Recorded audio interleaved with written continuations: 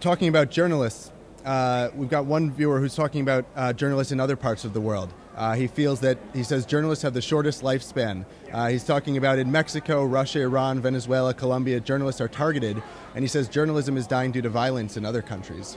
And sorry, before you answer that, there's a session today, not within the official conference, obviously, but outside, about the growing dangers of reporting climate change.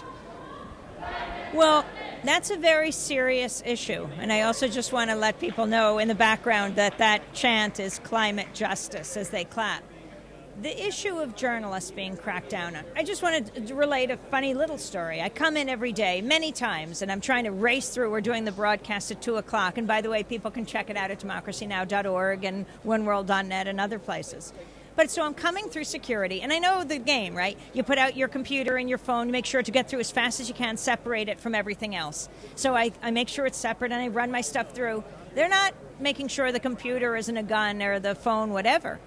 They are going through my papers, and I'm saying, the guards. So I said, no, my computer's over here. And so they said, well, no, we're just checking. I said, checking what? Those are just white pieces of paper. And they said, we're checking to see if you have any anti-COP15 literature here.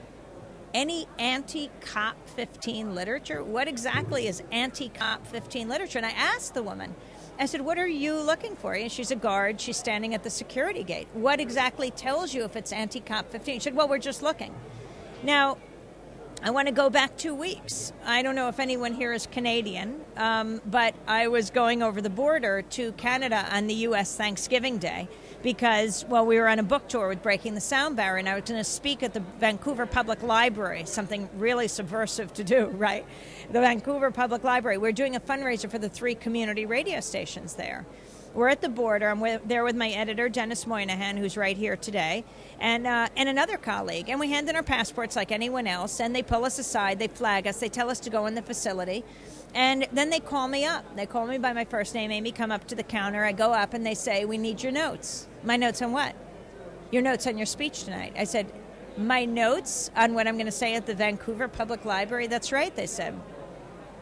Well, I said, well, actually, I speak pretty extemporaneously. We want the notes. So we're already late to the talk now. I race outside, I get my book, and it's a book of columns. And I said, well, actually, I just read excerpts of the columns, and what are you going to say? I said, well, actually, I start with the last column, which is about Tommy Douglas, who is the Premier of Saskatchewan. And interestingly, I mean, I'm not from Canada, but he pioneered national health insurance in Canada, the entire system. He's considered the greatest Canadian. And he also happens to be Kiefer Sutherland's grandfather, the actor, which is pretty interesting. And that's why I wrote about it. And they said, what else? I said, what else? Well, I'm going to talk about global warming. You know, we're headed to Copenhagen. What else? Well, the global economic meltdown. We're going to talk about that at the library. What else? And I thought, is this what they're concerned? I said, well, we will be speaking about the wars in Iraq and Afghanistan. What else are you talking about? That about does it. It's not that long a speech. And they said, will you be discussing the Olympics? I said, the Olympics? You mean when Obama came to Copenhagen to try to get the Olympics in Chicago? You know you didn't get them. I said, even me, an anti-sports fan, knows that the U.S. didn't get the Olympics in Chicago. So I said, what do you mean, like in Brazil? Because they got it? I'm talking about the Olympics here in 2002 in Vancouver, in 2010 in Vancouver. I said, I hadn't planned on talking about the Olympics. Well, he was furious. You are denying that you're discussing the Olympics tonight. I said, I guess I am, but I'm actually saying I'm not, or I wasn't planning to. Anyway, this took a long time, and then they went out to the car. They didn't believe us. They combed through the car, went through my colleagues' computers, went through all of the documents. This is serious. Now, we're hours late to the talk, but the important point is that when you detain journalists, when you go after them, when you compromise their sources by looking through their documents and everything, that is a chill. It's not only a violation of public freedom of the press, but of the public's right to know. Because when journalists feel attacked, there's less likely to get out a free flow of information, and that is an Olympic violation of democracy.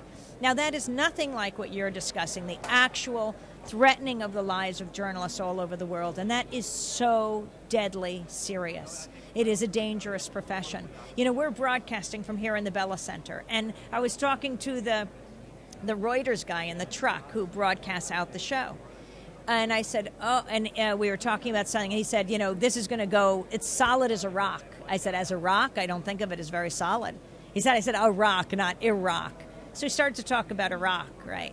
And he had put the satellites out for Reuters in Iraq. And I asked him if he knew Taras Pratsyuk, who is a journalist, a cameraman from Ukraine. And he was there along with Javier Coso, who was from Telecinco in Spain. On April 8th, 2009, the day before Baghdad fell, the statue of Saddam Hussein was pulled down by the Marines in Firdos Square. The U.S. military first attacked Abu Dhabi TV, and as the broadcaster shouted on the air for anyone to help, they then set their sights on Al Jazeera. And a young journalist had just started working for Al Jazeera named Tariq Ayoub, and he'd gone up on the roof to set the camera sight straight.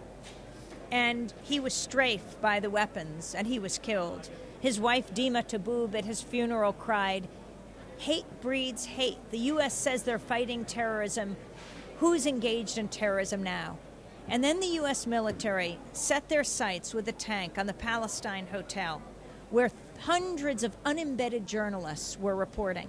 Taras Pratsyuk was on the balcony with his camera from Reuters. So was Javier Coso for Telecinco in Spain.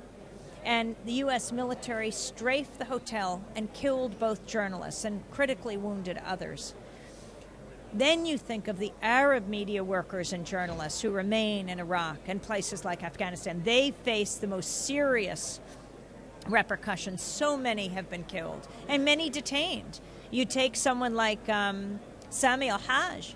He was held at Guantanamo for more than 6 years. Do you know in his hundreds of interrogations, one of the most common questions asked of him over and over, they wanted to know about the leaders of Al Jazeera, his bosses. Well, now he's out and reporting again, held without charge. You know, if you think people are terrorists or criminals, by God, come up with the evidence, try them, and if they're guilty, they should be punished. But to hold journalists, and this has happened over and over again in Iraq and in Afghanistan, and unfortunately, as an American, I'm deeply concerned about the American forces that hold journalists. Journalism is the key to a free society, and journalists have to be able to do their job, whether they're covering global warming, whether they're covering global warring.